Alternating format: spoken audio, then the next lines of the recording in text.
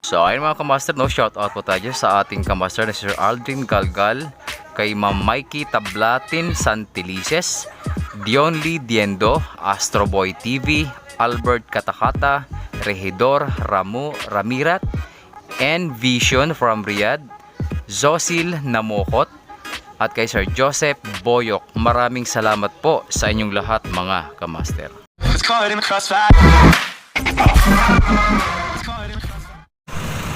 So ayun mga kamaster, no, nandito tayo ngayon sa Kalentong, Mandaluyong.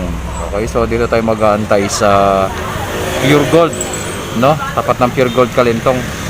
So dito natin naantayin si ating minamahal na customer, no. So yun yung tulay na papunta sa Santa Ana. Okay, A few moments later. master, no, yun na yung ating minamahal na customer, naka Chevrolet. Okay, so susundan na lang natin siya. Mag-u-turn tayo mga kamaster. Okay, so ayan mga kamaster, no, naka isang kamay lang tayo malamang, no. Susundan natin si sir, mag-u-turn tayo, no. Ayan, no.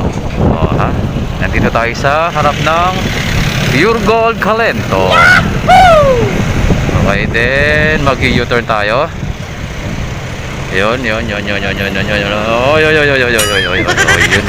Ha, sundan na natin ang ating minamahal na customer.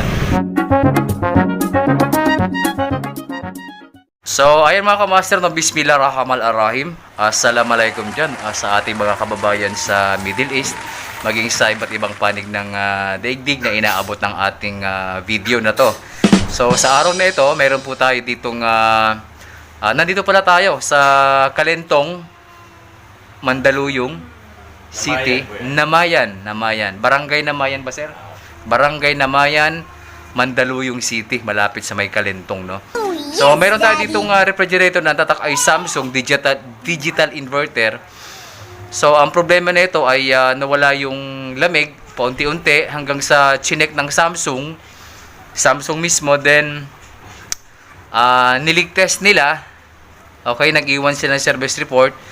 So, nag-leak test sila. Ang sabi nila ay mayroon daw leak. Okay, mayroon daw leak yung refrigerator na to. Ngayon, tinatanong ng ating minamahal na customer na si sir kung saan banda yung leak. Pero hindi nila masagot kung saan banda yung leak. Pero ang sabi nila, basta may leak.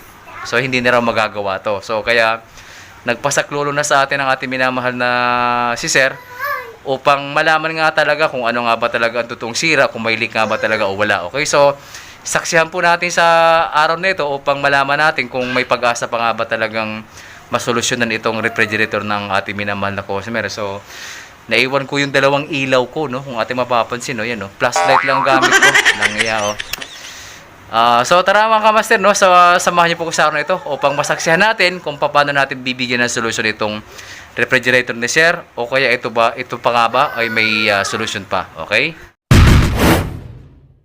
So, ayun mga kamaster, no, ipapakita ko sa inyo yung gawa ni Samsung mismo, okay? Sila ay nag-leak test, okay, base doon sa service report na iniwan ng ating mga kababayan technician. So, ito yung ginawa nila.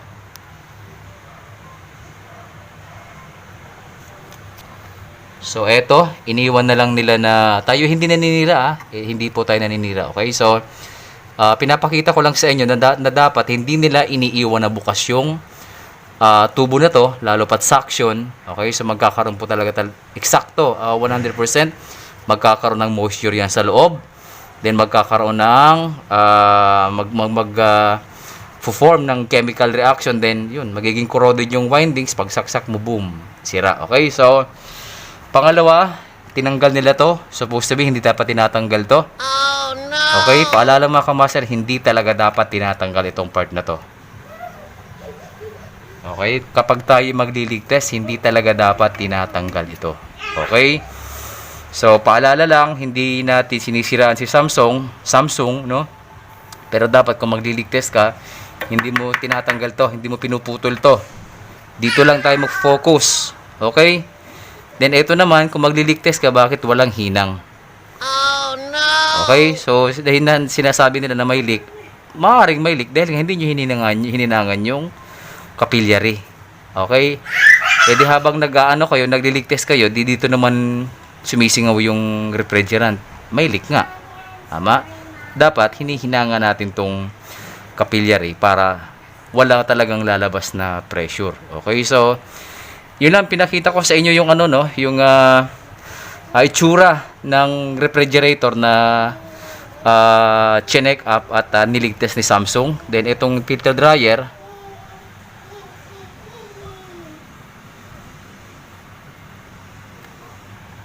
kita nyo naman, so nandito lang dapat ibinibigay ito sa ating minamahal na customer, okay? Para, alam mo yon, pinapaliwanag din to, okay? Then yung mga electrical niya, hindi na nakakabit.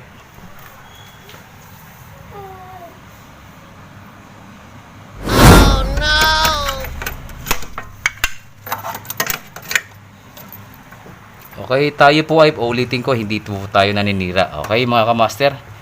Ipinapakita ko lang sa inyo kung ano yung naging result ng kanilang ginagawa.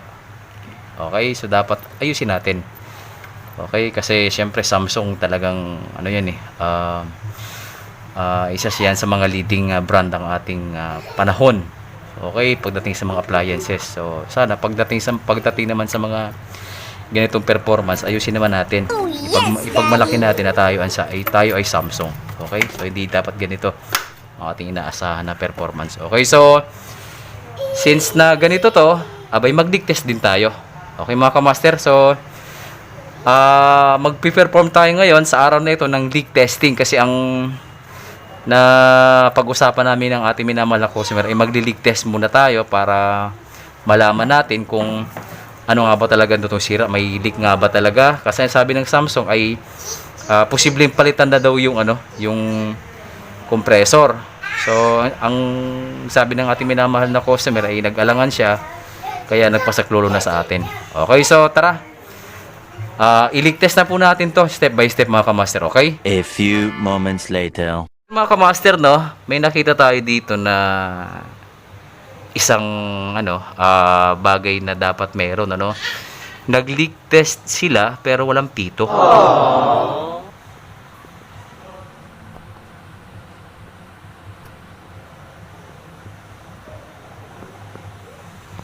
Okay, pinapakita ko sa inyo mga kamaster kung anong nakikita natin dito. Wala pong pito.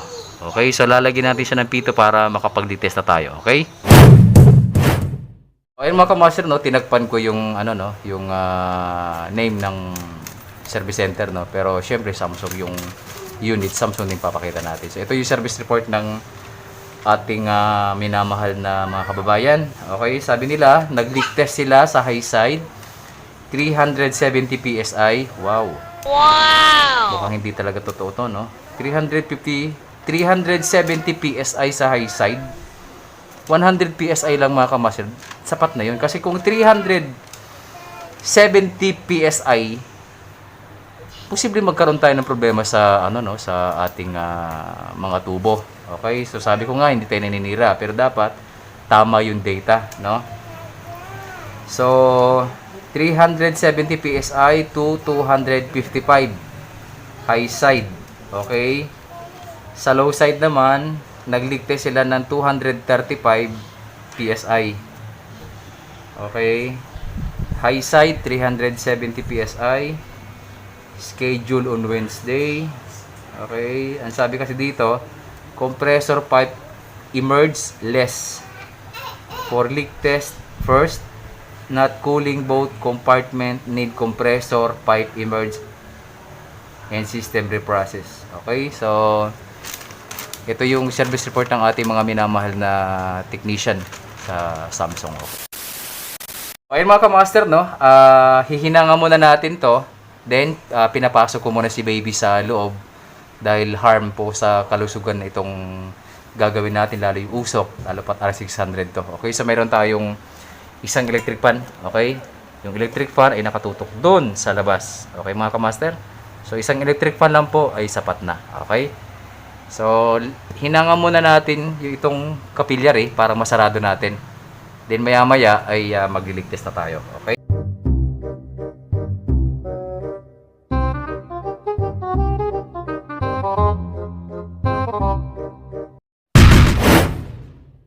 So, ayun mga kamaster, no? Nandito na yung ating minamahal na sentensyador. Okay, so ang gagawin natin, magdiligtas na tayo. Maglalagay muna tayo ng pressure sa suction. Then, buksan na natin to para dire-diretso yung ating pressure, no? Okay. Plug na natin.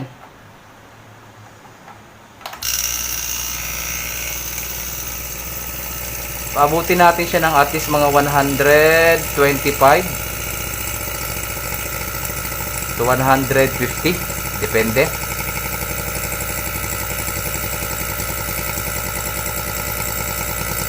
Pabutin na natin ng 150 para sigurado tayo. Sarado na natin to. Okay, so mag-focus muna tayo sa evaporator. Okay mga kamaster? Okay, evaporator muna tayo. Ngayon, maya-maya, itong mismong ano natin, gauge ay ilulubog din natin sa tubig.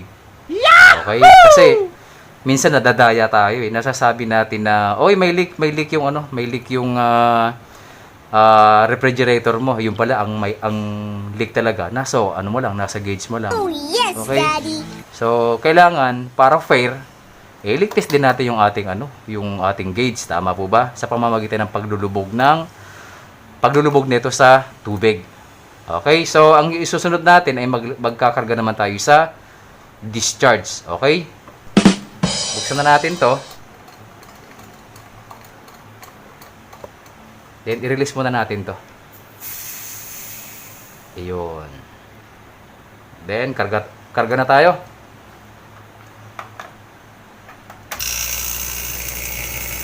Discharge tayo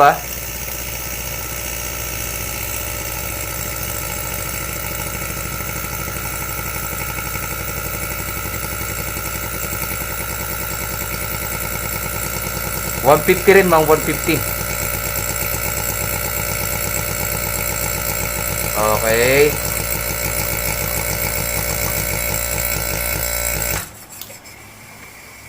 Yan. So, parehas 150 mahigit. Then, maya-maya lang, kukuha tayo ng tubig sa planggana at ilulubog din natin tong ating gauge manifold para patas. Okay? A few moments later. Ayan mga kamaster, no? Sabi ko nga, pinapaliwanag ko sa ating minamahal na customer na kapag tayo nagli-leak test, yung sistema ko, yung estilo ko, kapag ako nagli-leak test, tinasama ko talaga yung ating gauge, no? Para hindi tayo nadadaya, tsaka para fair sa part ng ating minamahal na customer, no? Kasi minsan, sa ating mga kababayan na technician, lagi natin pinupush na hindi, may leak yung may leak talaga may leak talaga yung yung refrigerator nyo. Pero ang tanong, saan banda? Yung evaporator ba o yung condenser, no? Kasi yung ating kababayan na technician ng Samsung, hindi nila may paliwanag kung saan banda yung leak. Basta bumagsak na lang daw yung yung pressure, pero hindi nila ma-identify kung saan banda. At pwede ba naman yun? Kaya sa araw na ito, magdi-leak test ulit tayo ng panibago gamit yung ating sentensyador, then yung ating gauge manifold para fair. Okay, so since wala naman leak yung ating manifold gauge, so at least dito natin nakikita na good yung ating manifold gauge dahil pressurized yan mga kamaster, no? Kung may leak ang ating gauge manifold ay, alam mo naman, bubula, dire-diretso yung kanyang bula. Okay, so mag-antay tayo ng at least mga 20 minutes para sigurado. Okay, so tingnan muna natin ng malapitan yung ating gauge manifold para fair naman. Okay?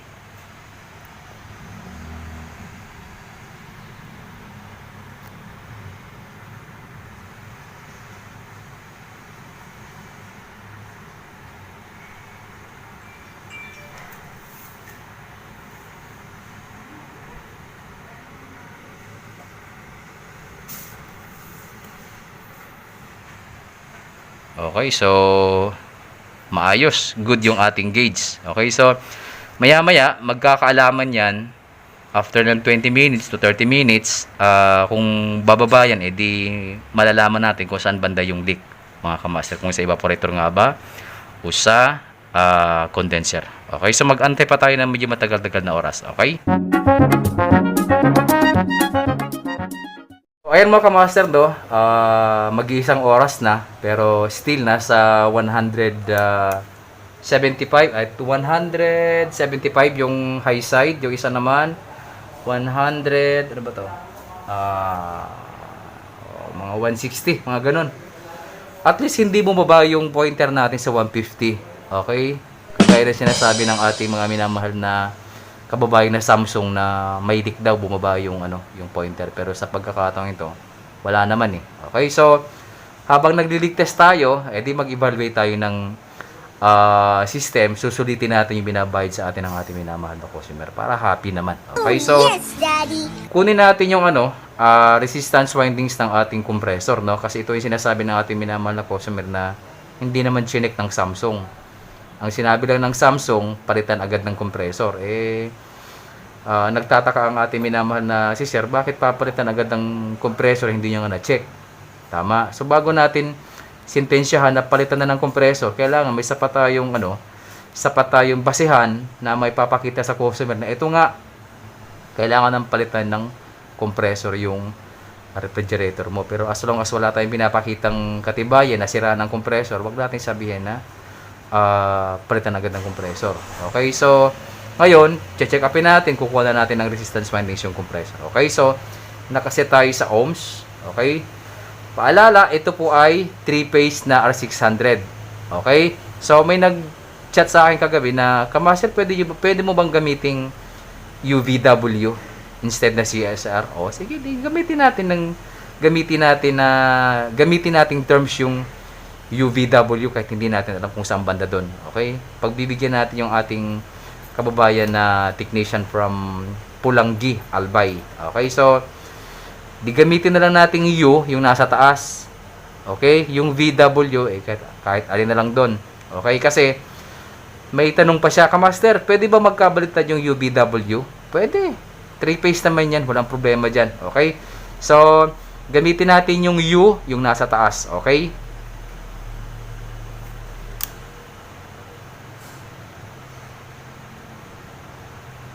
UV 13.5. So, UV, meron tayong nakukuhang 13.4.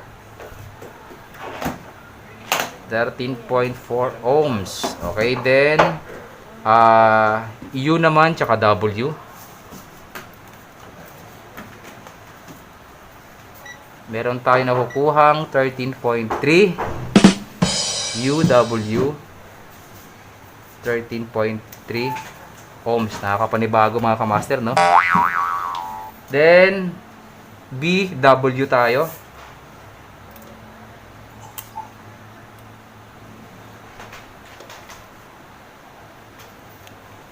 Meron tayo nakukuhang 13.4. Mahusay.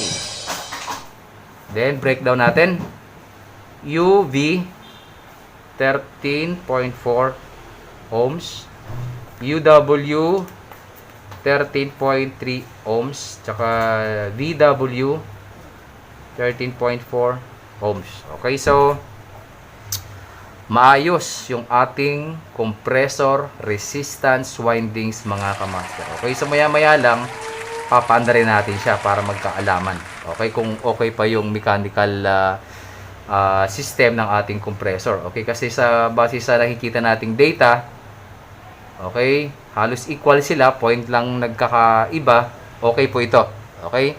Sabi ko nga, magkakaiba na lang yan dun sa magkakaroon na lang dun sa mechanical system ng compressor. Okay? Mga kamaster, no, pagkatapos natin makuha yung resistance winding ng ating compressor, it's okay naman. Ngayon, ang gagawin natin, pangalawa natin kukunin yung connection ng ating compressor terminal na UVW. Okay? Kung ito nga ba ay may buzzer o may continuity, dapat wala tayong makukuhang continuity kapag ka-inverter. Okay? Kapag may nakuha tayong continuity dito, wag na nating ipa-plug, wag na nating tangkain pang panda rin. dahil magkakaroon lang tayo ng problema. Okay? So, check na natin. Tayo ay nakaset sa continuity. Okay? So, check natin itong U, tsaka V. Wala. W, wala. VW, wala. Okay, so, sabihin, walang sayad yung ating electrical connection papunta dun sa from board to the compressor. Okay? So, tanggalin natin to. Tingnan naman natin yung overload protector kung good. Okay?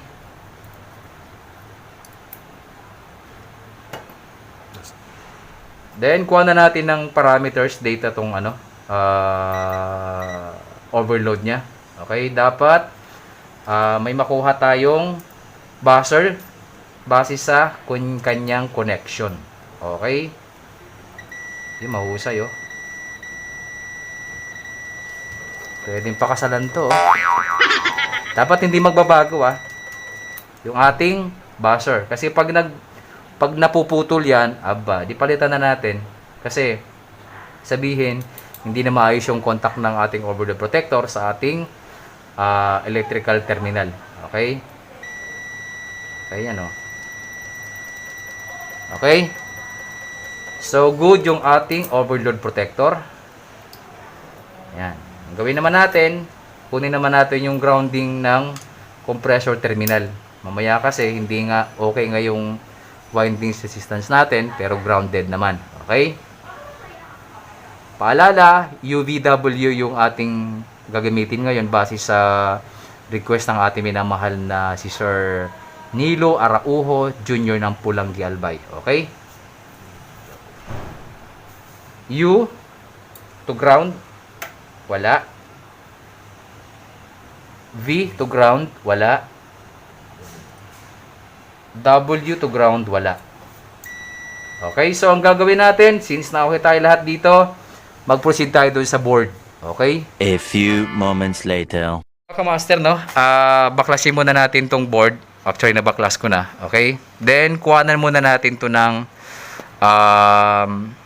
value, yung ating filter capacitor. Kasi, ang kadalasan nasisira sa ating driver board, etong mga, unang-unang nasisira ito. Yung filter capacitor. Itong mga filter capacitor na mga mabababa ang value, may 12 volts, 5 volts, okay? Then itong bridge diode natin, bihira man masira yan. Okay? So, mag-focus muna tayo dito sa filter capacitor na may value na 450 volts at 150 microfarad.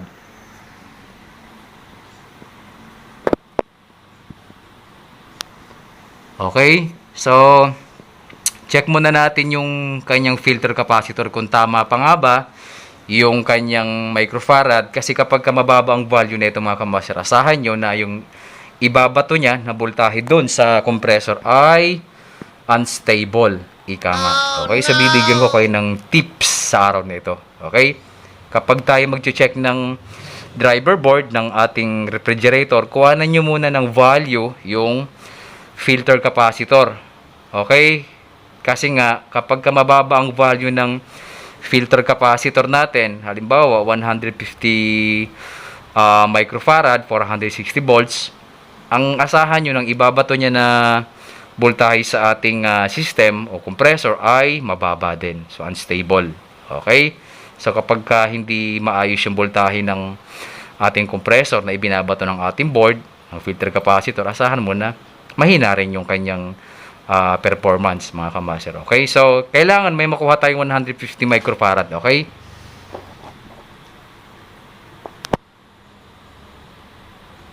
Ayan. So, kung ating mapapansin, tumutulong sa atin ang ating minamahal na customer. No? Si Sir. Sir, hi. Ano, yan. Ha?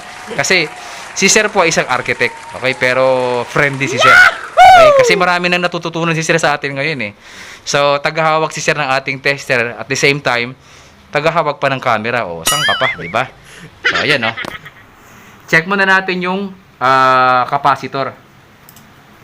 So, meron siyang value na 150 microfarad. Okay? So, na-discharge na natin to mga kamaster, okay? Sa ating tester ay 140 microfarad. Pakita natin Focus ko siya. lang mo yan. Iyon, no? 140.2 microfarad. So, mababa na ang ating filter capacitor, mga kamaster, no? So, may dala ako dito na capacitor na na board. Papakitaan ko kayo ng good na filter capacitor, okay? So, eto, may dala ako ditong extra filter board. Para din sa Samsung to, mga kamaster, no? Ayan, o. Okay, parehas sila. Dahil lagi ako may dalang mga backup. Okay, so, parehas lang yung value nila, no? 450 volts. Okay. Then, 150 microfarad. So, check din natin to. Okay. Para makita nyo kung ano ang tamang value na dapat natin makuha kapag tayo kumukuha ng microfarad sa ating filter capacitor. Okay? So, ayan So, meron tayo nakuha 150 microfarad. Okay? So, dapat ganun na makuha natin dito sa kabila. Okay? So, pinapakita ko lang sa inyo mga kamaster na dito pa lang sa filter capacitor may problema na tayo. Okay? So, ibig sabihin, mababa na yung value ng filter capacitor na to. Asahan natin na yung iba, mababa na rin yan. So, ang nangyayari, ang tendency, mababa yung voltahe na ibinabato ng filter capacitor sa ating compressor. Kasi itong bridge diode, kino-convert niya lang yung AC to DC. So, wala tayong pag-uusapan dyan. Ang particular tayo dito sa filter capacitor. Okay? So, nakukuha natin dito, 140. Ulitin natin para makita ng ating mga kababayan. Ulitin ko Ito ay negative. Yung kabila ay positive.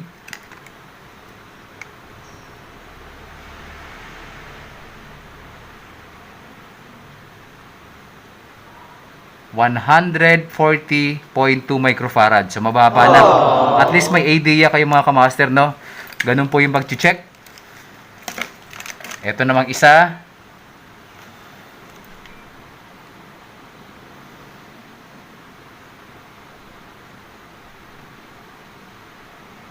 Yun, no? Nadali, pwedeng pakasalan, no? 150. Okay? So, ibig sabihin, good pa ito. Ating board na backup. Then, ito ay may problema na yung ating filter capacitor.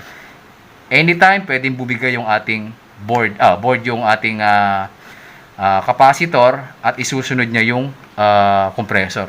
Okay? Master, no, na-check na natin yung driver board ng compressor. Then, ang isusunod natin i-check yung ambient sensor.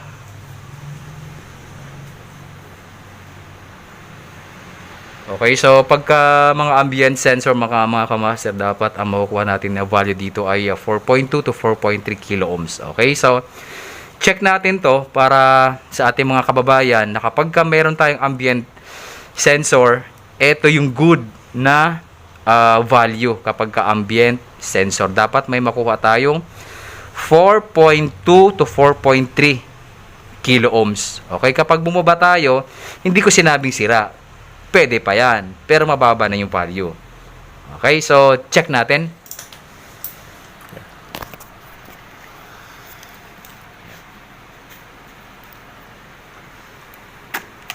So, dapat may makuha tayo dito na 4.2 to 4.3 kilo ohms, mga kamaster.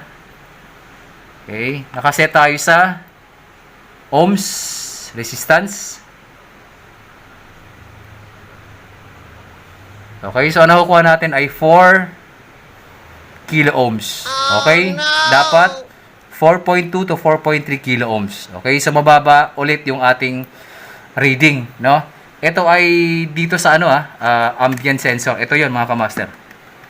Okay, ito 'yon, no. Okay, so mahalaga 'to. Mahalaga 'to dahil kapag sira ito, maraming naliligaw dito mga kamaster, no. Kapag sira ang ambient sensor nyo, huwag nyo pong babaliwalain to. Okay? Dahil ang iba binabaliwala ito, wala, ambient sensor lang yan. Yung iba nga hindi alam kung ano yung tawag dito. So, ambient sensor, kapag ka ito ay sira, bumaba yung value o tumaas yung value, ang mangyayari, magbiblink si ilaw natin, okay, yung LED natin, magbiblink ng hanggang 35 to 50 times. Sunod-sunod yan. So, maraming technician ang nahihirapan. Ano ba talagang problema nito? Yung pala, ambient sensor lang ang problema. Okay, so bibigyan ko ulit kayo ng tips ngayon. Huwag natin baliwalain yung ambient sensor na ito. Napakahalaga nito mga kamaster, no? Kapag alam natin yung standard value, dry mode ng ating ambient sensor, hindi tayo maliligaw mag-diagnose ng problema. Uulitin ko, kapag sira ang ambient sensor, continuous ang blink ng ating motherboard ng 35 hanggang 50 times, sunod-sunod. Oh, yes, Daddy. Okay? So, ibig sabihin, hindi niya papaandarin to, hindi niya papaandarin yung mga ibang component doon, particular sa, minsan ilaw, yung fan, yung lahat ng component na dinadrive ng ng motherboard na to. Okay? Magbiblink siya ng 35 to 50 times. Okay, mga kamaster? So, sana nakatulong itong ating munting tutorial na binahagi sa araw na to. Okay, particular dito sa ambient sensor. Huwag po natin itong baliwalain mga kamaster. Okay? Ayun mga kamaster, no, mahigit 1 oras na tayo nag-leak test dito. Nakatapos na rin tayo sa pag-evaluate natin ng mga electrical components, no, particular dito sa board, sa motherboard, saka sa driver board ng compressor. Still, nasa 150 PSI pa rin tayo. A few moments later.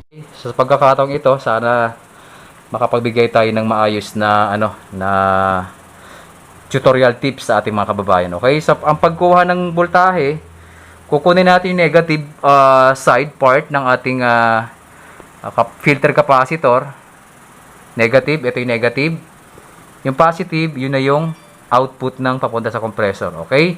So, yung black, purple, tsaka blue, yan yung positive. Yung negative, ito. Okay?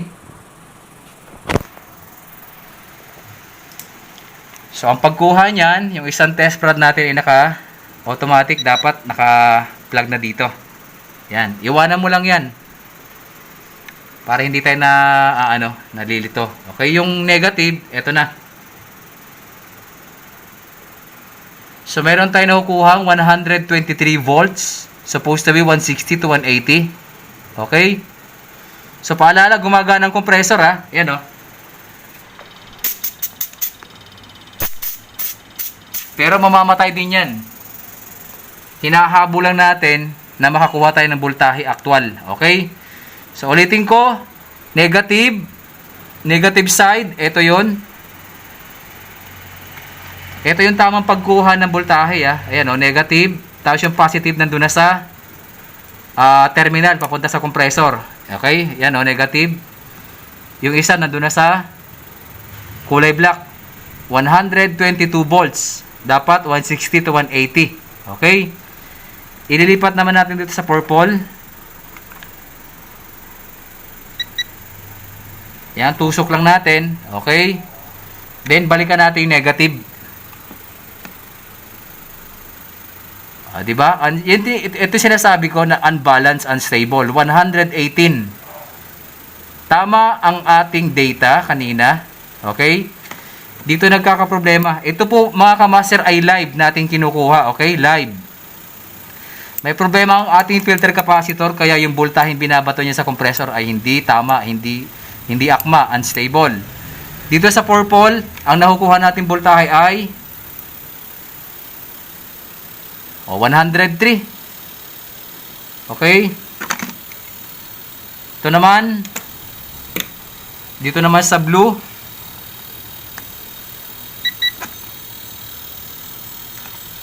ito negative, ayan, negative, 102. Okay? So, 100% na yan mga kamaster, no? Ayan, no? Ayan. So, hindi akma yung voltahe na ibinibigay ni compressor, ni filter capacitor doon sa compressor, okay? Okay mga kamaster, no? Naka 100% na yung ating 0.64.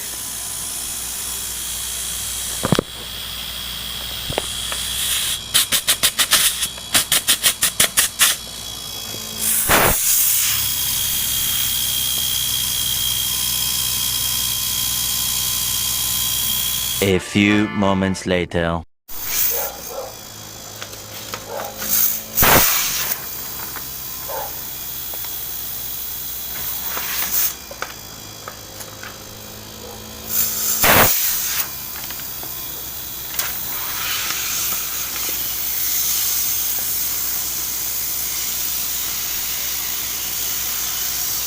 Okay, pansinin natin mga kamaster, no? Ito ay walang halong tricks. Okay?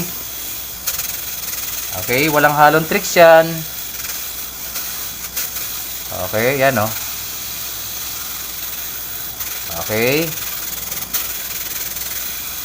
Ibig sabihin, kahit 10 beses natin tong i-reprocess, babalik at babalik pa rin tayo dito. Ayan. Nakikita nyo, pinatuwad ko lang mga kamaster, no? Ito talaga yung tubo niya, ha? Okay, pinatuwad ko lang, ha? Okay.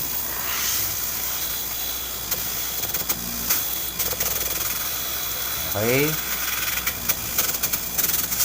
So sana nakatulong itong ating video tutorial sa araw na ito. Okay. Yung ating inverter compressor ay malangis na. Okay, ano. Sir, si baby na.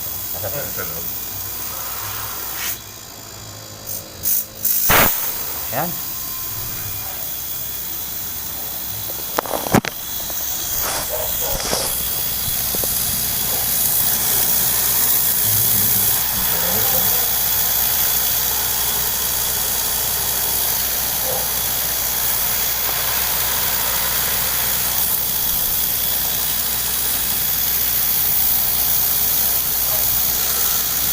So, ayun mga kamaster, no? Walang daya yan, walang tricks.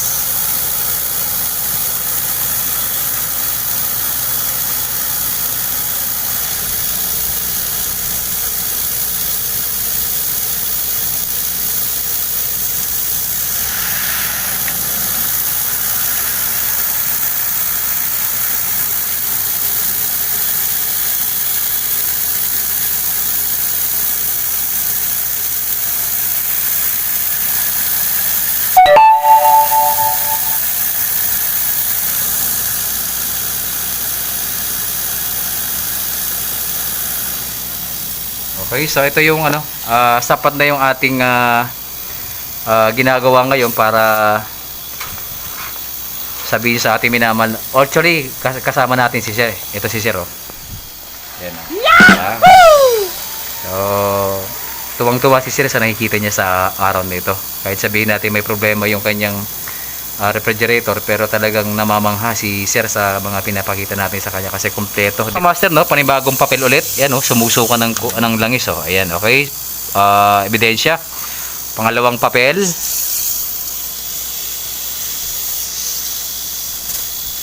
So dito natin nakikita na talagang wala nang pag-asa.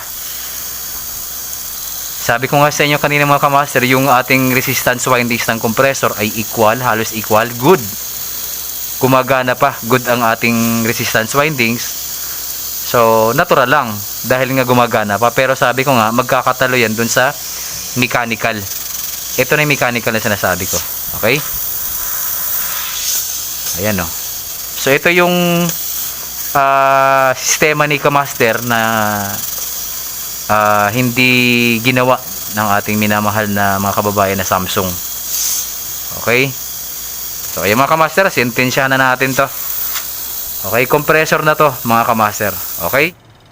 Bago natin iwan yung ating minamahal na customer, siguraduhin natin na maayos yung ating data na ibinibigay sa kanya. So ayan. Okay? Dead bull na yung ating compressor. Oh no! Ito yung sinasabi ko, no, na kailangan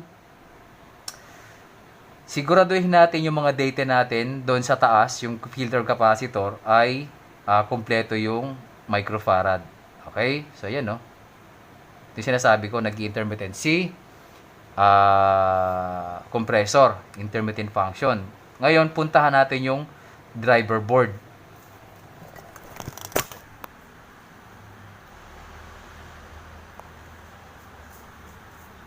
Tingnan natin yung blink.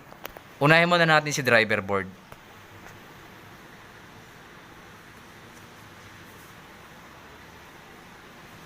Dalawa, okay? Dalawang blink. Si driver board. Puntahan naman natin si motherboard. Bilangin natin yung blink, no? Kung ilang blink.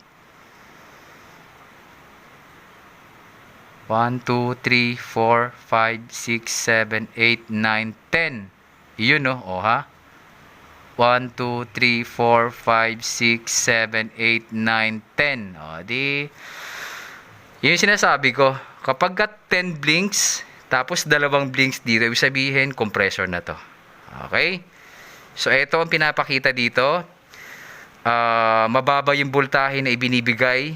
2 blinks, low voltage, unstable voltage. Okay? Yung 2 blinks na yung mga kamaster, yung voltahe na ibinibigay ni filter capacitor sa compressor ay unstable. Okay?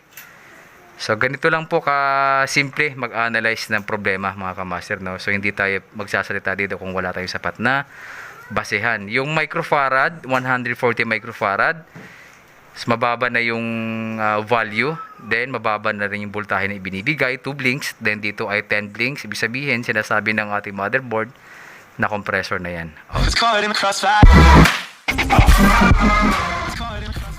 Yung ref namin, bigla siyang hindi na nakaka-freeze. So, pina-check namin kay Samsung. Then, a day after, pinuntahan naman nila agad. Unang araw, chinek nila yung board dun sa likod. Then, nag-recommend sila na i-leak test nila kinabukasan. Then, i-leak test nila kinabukasan. After 2 days, pinalikan nila and ang findings is may leak. Then, so wala na siya. Pag may leak daw, hindi na mare-repair. Hindi naman nila ma-pinpoint kung saan yung leak. At saka, every time natatanungin kung saan papunta yung repair, is papunta lagi sa compressor, whether kung may leak o wala. So, medyo may doubt, may pagdududa kung balak nga talagang i-repair o hindi. Ngayon, dahil nangihinayang ko sa refrigerator, naghanap ako ng, kumbaga, second opinion. Nahanapan ko naman si Kuya Lon dito sa YouTube niya. So, okay naman, nagkausap kami, pinuntahan niya ngayon, chinek niya. Napatunayan naman na may sira na nga yung compressor at saka yung board malapit na. Ang differential lang is kay Kuya Lon, diniscuss niya lahat. So, thorough yung pagkaka-test natin. Kita talaga, scientifically at saka through diagnosis sa mga tools na yun talaga yung resulta. Mapapatunayan talaga. Unlike dun sa isa na medyo nagkaroon ng pagdududa after niya matest. So yun, finally, dahil recommendation ni Kuya Lon is hindi na practical na buhayin pa yung ref. So, bibili na lang ng bagong unit. Thank you, Kuya Lon. Thank you. Sana ganyan lagi.